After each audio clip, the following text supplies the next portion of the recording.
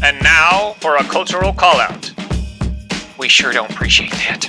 The first cultural call-out that I want to bring out today is the culture around a mission call.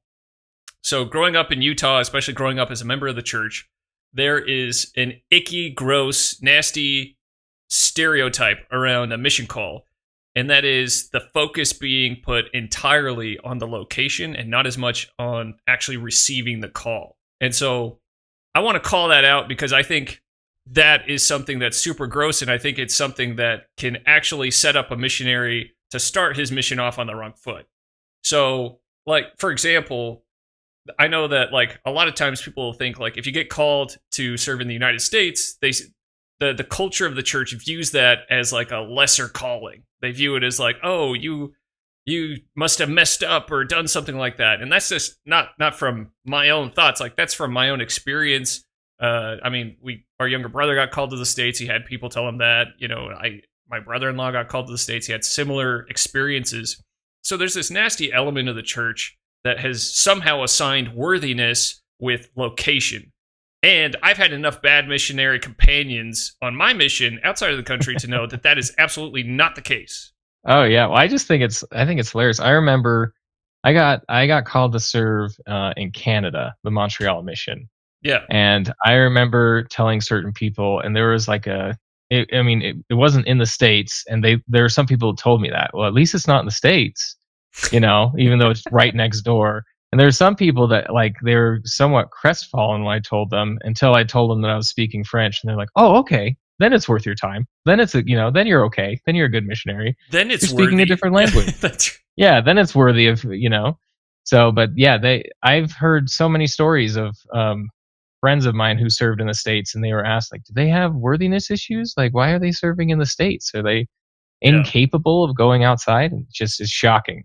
And there's no doctrinal, there's no foundation for that feeling except for the crusty corruption of the culture that all these people are, producing. It's just, there's no spiritual reason that should be happening. It's one of those things that should just go away. I think it's all around the idea of the amount of celebration and hype around the mission call. So people have been, these huge opening parties. It's become like a gender reveal party, where they have these massive gatherings. They stream it so everyone can be there. They get a globe, they get a map, and they're like, take your guess. Where's this person going to go? Where are they going to serve? And everyone is like, well, maybe they'll serve here. Maybe they'll serve here in, Kamchatka, or maybe in Johannesburg, or something really cool, and all that does is it shifts the focus of that entire missionary experience away from the fact that this teenager has actually met worthiness standards and is now eligible to serve as a representative of Jesus Christ for 2 years of their life. It's worthily a shocking doing feat it. today. It's like, man, that's huge. That's massive. That's nearly impossible in today's world. So it's being overshadowed by this huge, nasty, ugly shadow of just like, oh boy, let's get the doilies and the ribbons and the balloons and the party poppers and the streamers, and let's get the maps out. And if they read a stateside mission call, they are going to just absolutely regret it. You're going to see their facial expression fall. You'll see all of it, and it's really gross, and I don't like that. So. Well, that's because a lot of people who are culturally members, they don't see like the actual value of spreading the gospel. A lot of it is actually the excitement of going somewhere new, right? So this whole idea of like some people, and I was part of this a little bit, like it felt like, where's my 2-year vacation going to be? Where's my 2-year study abroad going to be? This is going to be fun. Right. Because another thing I want to call out later is like how poorly missionaries were prepared, in my day at least, to go on missions. I was blindsided by a lot of the things I ended up having to do. I never thought I'd have to do on a mission.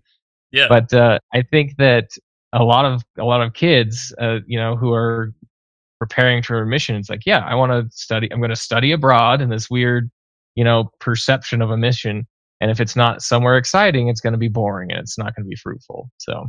Yeah, that needs to stop. Yeah, that would be great if we could get rid of that.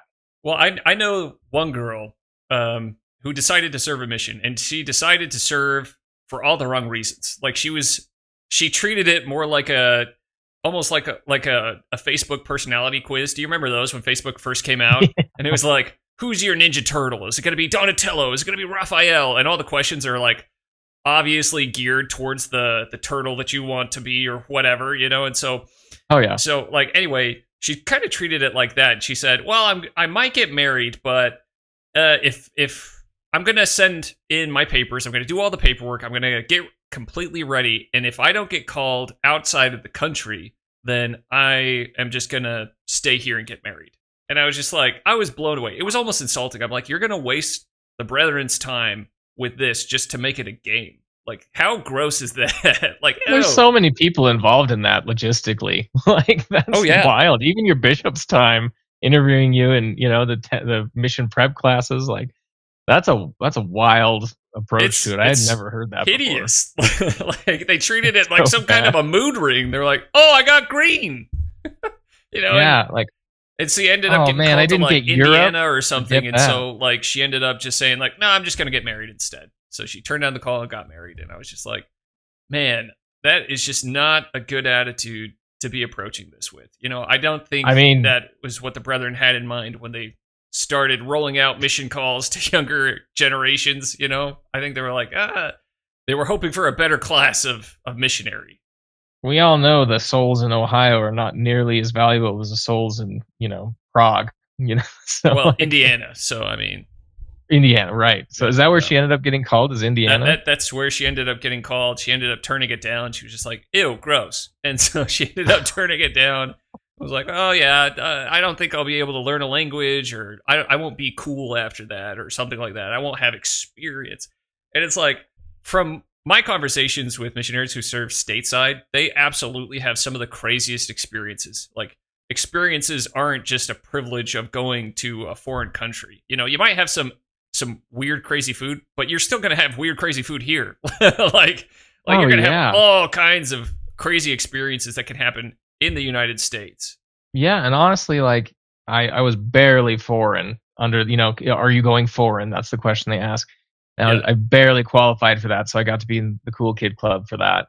But I couldn't wait to get back to the States. I did not like being out of state. I don't like traveling at all, really. So I don't know. It's a very selfish thing to be so excited about, right? It's focused on the missionary who's supposed to be focusing on everyone else, on the selfless act that they're doing for 2 years. So that's right. The best way you can support your missionary is to not care where they're going and not make a big event out of it.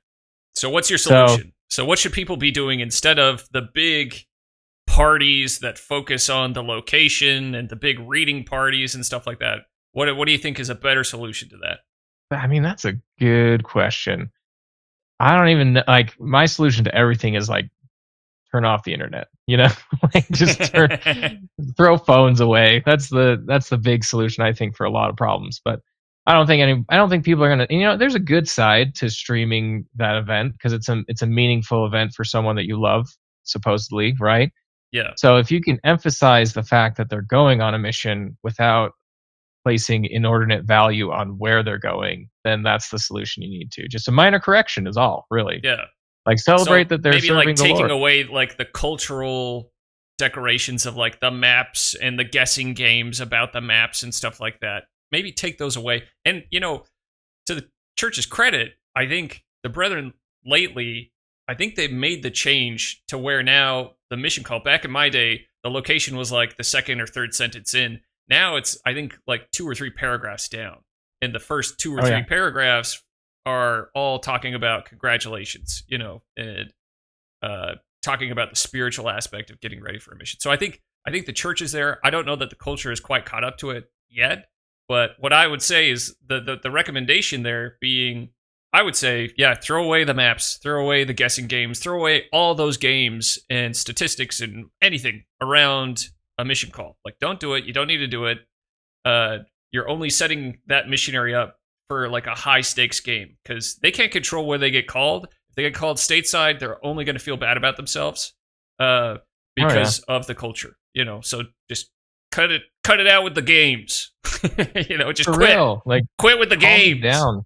Make the location a footnote in the event, and just focus on It should be treated more like, when someone like is awarded a black belt in some form of martial arts or something.